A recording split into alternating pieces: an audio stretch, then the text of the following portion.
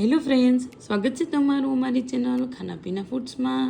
તો આજે આપણે બનાવીશું વરસાદમાં ખાવાની મજા પડી જાય તેવા સુરતના ફેમસ ટમેટાના ભજીયા। તેને બનાવવા એકદમ સહેલા છે અને તે ઝટપટ બની જાય છે। તો ચાલો હવે આપણે તેને બનાવવાનું ચાલુ કરીશું। તો તેના માટે આપણે સૌથી પહેલાં આ રીતના એકદમ પાકેલા એવા ટમેટાં લઈ લેશું અને ત્યાર પછી આપણે તેને આ રીતે કટ કરી લેશું। આ રીતે આપણે બધા જ ટમેટાને સ્લાઇસમાં કટ કરી લેશું। ત્યાર પછી હવે આપણે તેના માટે એક ચટણી તૈયાર કરી લેશું। તો સૌથી પહેલાં આપણે એક મિક્સર જાર લઈ લેશું અને ત્યાર પછી આપણે તેમાં ધાણા એડ કરીશું। તીખાસ માટે 2 લીલી મરચી એડ કરીશું। ત્યાર પછી આપણે તેમાં થોડું આદું અને 2 ચમચી જેટલો લીંબુનો રસ એડ કરીશું। હવે આપણે તેમાં સ્વાદ પ્રમાણે મીઠું નાખીને તેને પીસી લેશું। જો તમારે લસણ નાખવું હોય તો તમે એ પણ એડ કરી શકો। હવે આપણે એક પ્લેટ લઈ લેશું અને ત્યાર પછી આપણે તેની ઉપર ટમેટાની સ્લાઇસને આ રીતે ગોઠવી દેશું અને ત્યાર પછી આપણે જે ચટણી બનાવેલી એ તેની ઉપર લગાવી લેશું। એવી જ રીતે આપણે બધા ટમેટા ઉપર ચટણી લગાવી લેશું।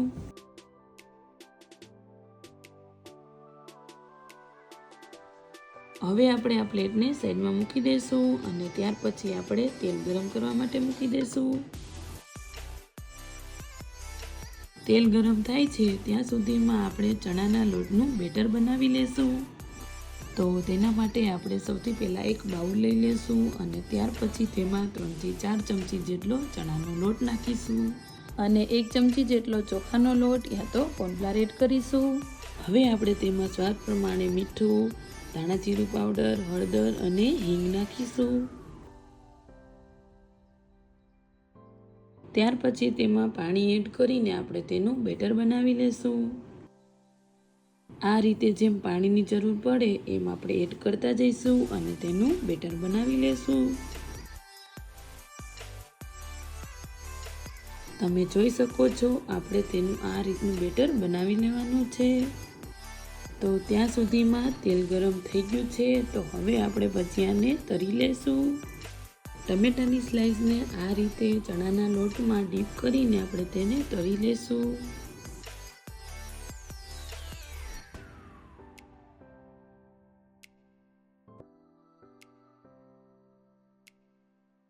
ત્યાર પછી આપણે તેને આ રીતે હલાવતા જઈશું અને તેને તળી લેશું।